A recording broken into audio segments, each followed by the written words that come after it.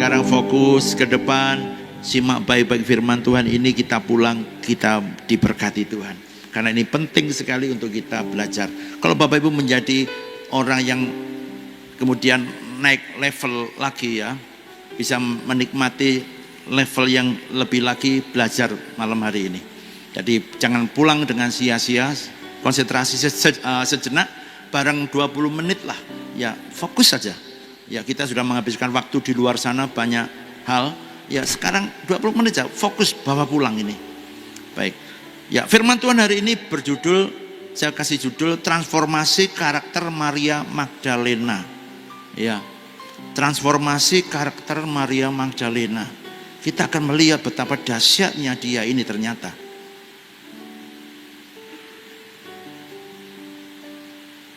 Kita lihat Lukas pasal 8 ayat 1 sampai dengan 3 sebagai ayat bacaan kita.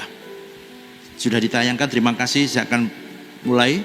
Ayat yang pertama dari Lukas pasal 8. Tidak lama sesudah itu, Yesus berjalan berkeliling dari kota ke kota dan dari desa ke desa, memberitakan Injil Kerajaan Allah. Ke-12 muridnya bersama-sama dengan dia. Ayat yang kedua. Dan juga beberapa orang perempuan yang telah disembuhkan dari roh-roh jahat atau berbagai penyakit, yaitu Maria yang disebut Magdalena, yang telah dibebaskan dari 7 roh jahat. Yohana istri Kusa, bendahara Herodes, Susana, dan banyak perempuan lain. Perempuan-perempuan ini melayani rombongan itu dengan kekayaan mereka. Bapak Ibu Saudara sekalian, ini menarik sekali kisah ini. Kali ini kita akan belajar tokoh yang bernama Maria dari Magdala, yang kemudian disebut Maria Magdalena. Dan saya sebut ini adalah tokoh wanita yang ekstrim berubah. Saya katakan ekstrim berubah, tapi juga dia adalah ekstrim setia. Mari kita kembali melihat, menelisik masa lalu daripada Maria Magdalena dan belajar atas apa yang dia kerjakan setelah kemudian dikisahkan dia bertemu dengan Yesus. Yang pertama, ada bukti bahwa dia disembuhkan dan dilepaskan oleh Tuhan Yesus. Ya. Ada bukti yang pertama, dia disembuhkan dan dilepaskan oleh Tuhan Yesus. Coba kita lihat tadi ya. Dan juga beberapa orang perempuan yang telah disembuhkan dari roh-roh jahat atau berbagai penyakit, yaitu Maria yang disebut Magdalena. Rupa-rupanya dia seorang yang pernah dikuasai roh-roh jahat, dan juga dikatakan di sini apa? Berbagai penyakit. Bisa saya bayangkan bahwa satu penyakit saja jadi persoalan. Ini berbagai macam penyakit. Dia seorang yang seorang perempuan yang sungguh-sungguh mengalami penderitaan berbagai penyakit dan dikuasai oleh kuasa kegelapan, dan dikatakan 7 roh jahat yang masuk ke dalam tubuhnya. Betapa sengsaranya dia, betapa hancurnya dia sebetulnya. Bisa dibayangkan. Sudah tubuhnya tidak baik-baik saja, dengan berbagai macam penyakit, belum lagi 7 kuasa kegelapan, 7 roh jahat ini menguasainya.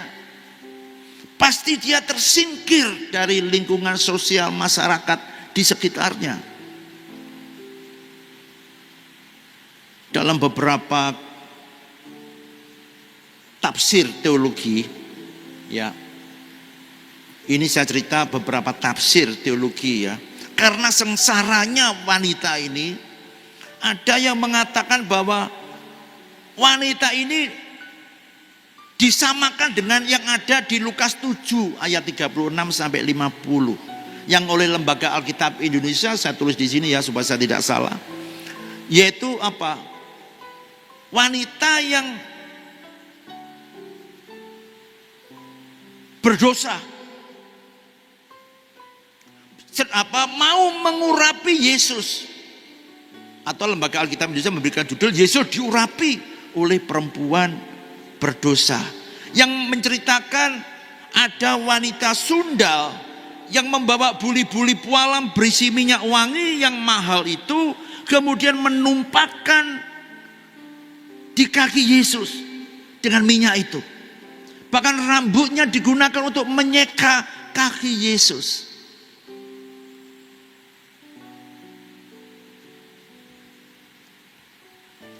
Kembali saya membayangkan penderitaannya yang dahsyat dan luar biasa itu.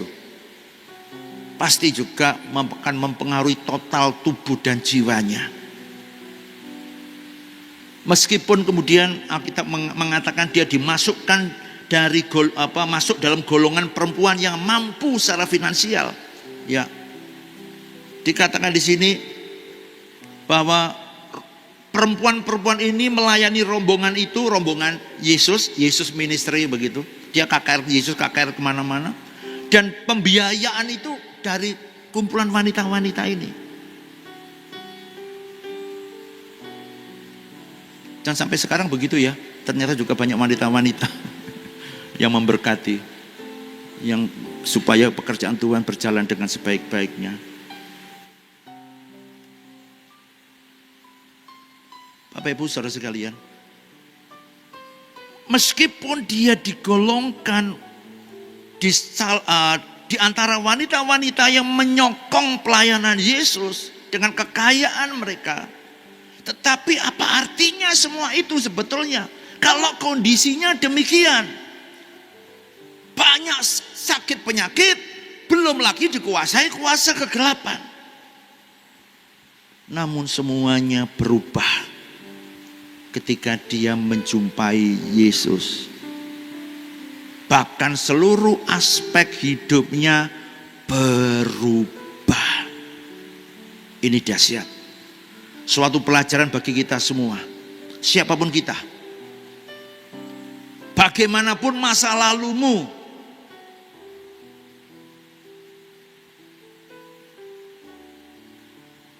Bapak Ibu yang pernah masuk dalam dunia okultisme, sinkretisme, yang mengalami sakit jantungan, korengan, maksudnya penyakit yang berat sampai penyakit yang ringan-ringan begitu.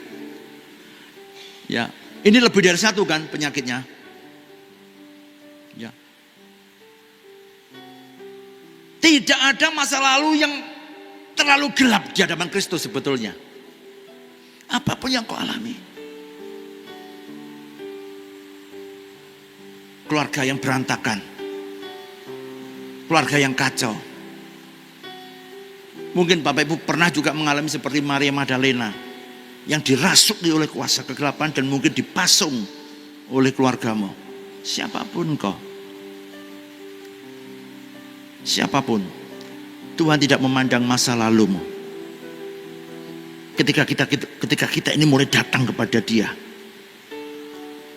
ketika kita mau menyerahkan diri kepada Dia sepenuh-penuhnya, Dia akan memulihkan kita, apapun kondisi kita. Bahkan mungkin kita ini seorang pelacur. Tidak ada orang yang sempurna, semua pernah mengalami kebodohan. Tapi persoalannya, apakah kita mau datang kepada Kristus? Kalau kita mau lakukan itu, kita orang yang paling beruntung. Karena masa depan kita, masa depan yang sungguh-sungguh diberkati. Yang kedua, apa yang kita bisa pelajari? Ada suatu fakta yang lain. Tadi fakta yang pertama, Maria Magdalena disembuhkan ya, dan dilepaskan daripada kuasa kegelapan. Yang kedua, ketika membaca ini, bahwa dia itu ternyata apa? Mengikuti dan melayani Yesus dengan setia. Kita sudah membaca Lukas pasal 8 ayat 1 sampai 3 tadi. Dia ternyata mengikuti dan melayani Yesus dengan setia. Karakter yang sungguh mengagumkan. Kebanyakan orang setelah menerima pemulihan dari Tuhan langsung meninggalkannya. Terbukti banyak orang yang datang ke tempat ini, tetapi kemudian tidak kembali. Saya kadang-kadang Tuhan, saya tidak bisa mengawasi semua orang yang datang ke tempat ini. Mereka datang, mereka dipulihkan. Sudah ribuan orang sebetulnya. Tapi toh ternyata seperti ya kita ini yang ada hadir, yang masih setia. Lalu yang lain kemana? Cuma dalam hati saya, Tuhan jagai mereka semua. Tumbuhkan terus iman mereka supaya perkasa. Meskipun mereka tidak datang kembali ke tempat ini, tapi mereka tetap setia di tempat lain kepada Engkau. Kebanyakan daripada kita ketika kemudian ada persoalan, datang kepada Tuhan menjerit-jerit, menangis sampai air mata kering. Tetapi kemudian setelah dipulihkan, bye-bye. Itu yang terjadi. Kita belajar dari suatu karakter yang sungguh mengagumkan, yang tidak dimiliki oleh kebanyakan orang. 10 orang diselamatkan, yang kembali cuma 1. Nah, besok ada baptisan. Berkali-kali ketika ada baptisan, saya minta kepada Pastor Marsikit untuk apa? Memperhatikan orang-orang yang sudah dibaptis, dikunjungi. Kebanyakan 10 orang dibaptis, 1 orang kembali.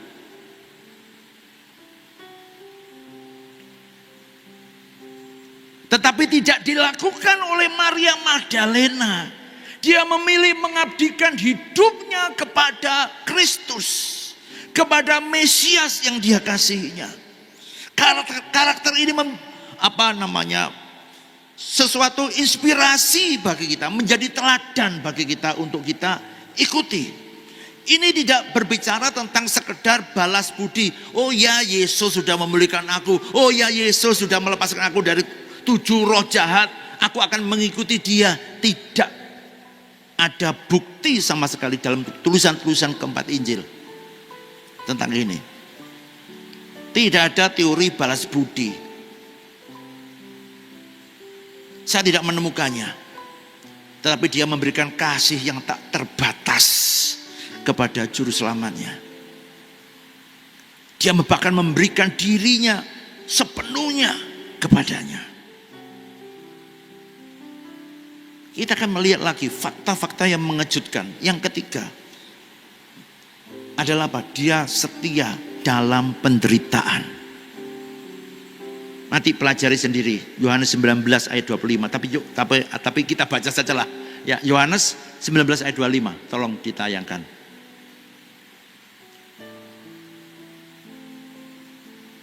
Ya, baik. Perhatikan. Dan dekat salib Yesus berdiri ibunya dan saudara ibunya, Maria istri Klopas dan Maria Magdalena. Nama ini dicantumkan di sana. Catatan yang abadi, catatan yang tidak berubah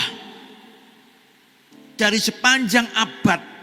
Sampai hari ini nama Maria Magdalena itu tetap melekat di dalam Alkitab, di dalam ayat ini. Kesetiaan Maria Magdalena diuji saat penderitaan datang, saat para murid lari ketakutan, mereka semua meninggalkan Yesus. Pada waktu Yesus ditangkap di Getsemani, ini sudah mulai ini. Antara otak dengan mulut ini nggak sinkron. Otak mau ngomong apa? Otak mau ngomong, mulut nggak kontrol. Jadi kadang pada belepotan A, I, U, E, O. Nah, dah. Ketika di Getsemani, semua para murid melarikan diri, termasuk diduga Markus sampai telanjang lari, ketakutan. Semua murid sembunyi. Bahkan Petrus menyangkal Yesus. Tetapi Maria terbukti selalu ingin dekat dengan Yesus. Kita bandingkan Yohanes 20 ayat 1. Yohanes 20 ayat 1. Saya akan bacakan. Pada hari pertama minggu itu, pagi-pagi benar, ketika hari masih gelap, pergilah Maria Magdalena ke kubur itu. Dan ia melihat bahwa batu telah diambil dari kubur. Perhatikan di sana, pagi-pagi benar, suatu kerinduan dari Maria Magdalena. Oh, aku mengasihi Tuhanku, aku ingin melihat kubur daripada Tuhanku. Ada suatu kerinduan di dalam hati.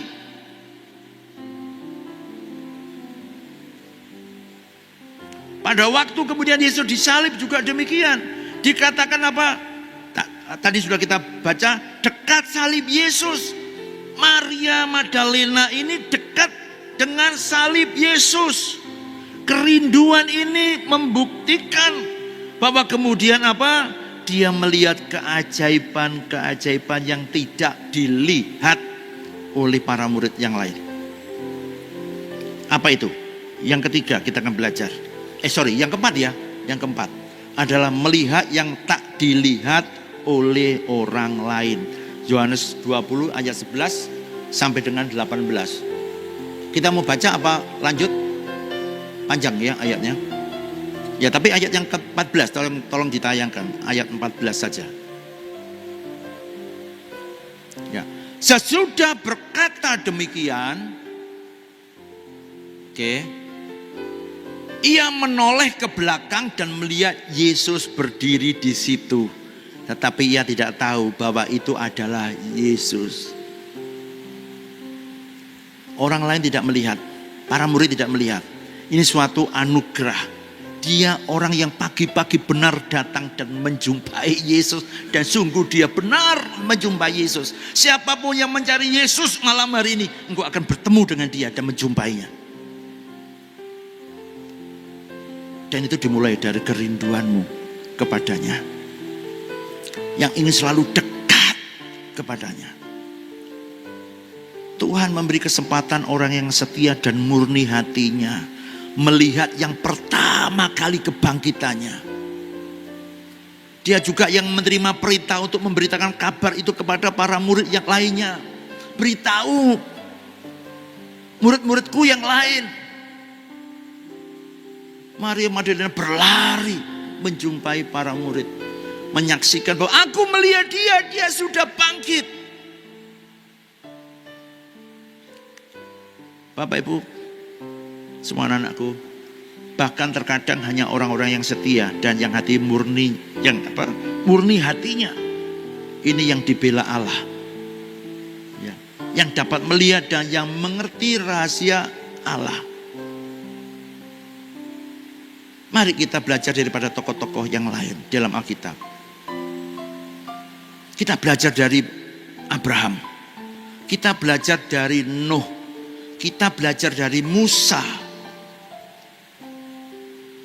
Orang-orang yang setia, orang-orang yang murni hatinya. Ini yang dibela Allah, yang dapat melihat dan mengerti rahasia Allah. Kita mau malam ini, kita mau mujizat Tuhan dinyatakan di tempat ini. Karena kita kedapatan setia. Tidak ada lagi penderitaan di tempat ini. Karena Tuhan melihat hati kita, ternyata kita setia.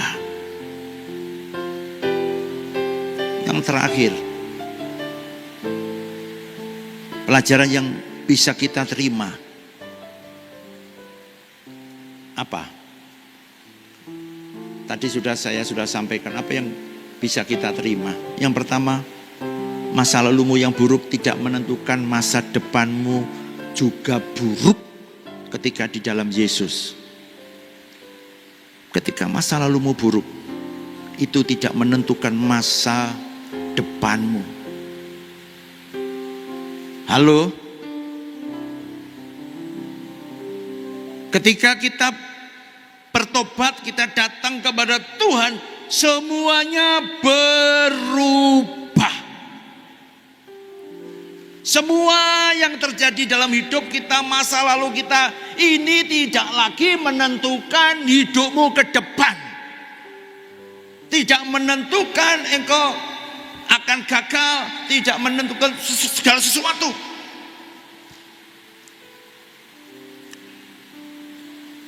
Kutuk diubah menjadi berkat. Itu yang saya lihat. Saya bisa berbicara demikian karena saya mengalami betapa jahatnya saya masa lalu saya. Betapa menjijikkan dan najisnya saya ini. Sekelumit cerita tadi sudah mengerikan. Korbannya banyak seluruh jemaat. Ketika saya memberkati mereka di dalam nama Yesus, tapi bukan Yesus yang memberkati, tapi kuasa gelap. Seharusnya saya busuk di dasar neraka yang paling dalam. Seharusnya saya tidak berdiri di mimbar ini. Seharusnya saya terkapar dari atas mimbar ini. Dilempar Tuhan. Itu pantas bagi saya. Tapi saya bersyukur masa lalu saya tidak menentukan masa depanku, masa depan saya. Pada waktu saya bertobat, mendatangi Kristus, menjadikan Dia satu-satunya juru selamat, mengasihi Dia,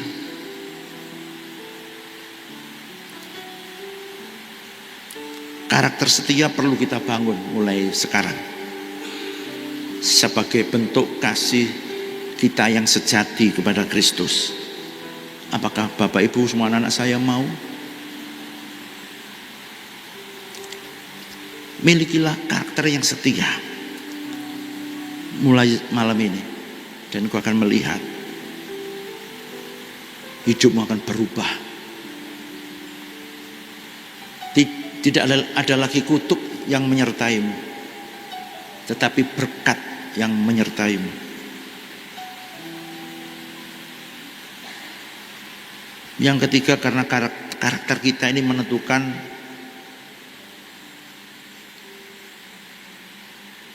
apakah kita ini melihat kemuliaan Tuhan atau tidak.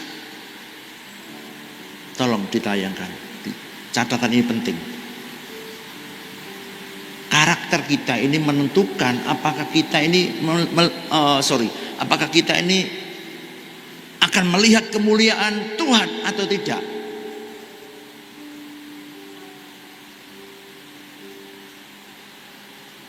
Kalau kita ingin melihat mujizat Tuhan dinyatakan atas hidup kita, kita melihat kemuliaan Tuhan dinyatakan atas hidup kita, kita mengerti sekarang rahasianya. Kita belajar dari seorang perempuan yang sederhana, tapi dipakai Tuhan luar biasa, yang bernama Maria Magdalena. God bless you.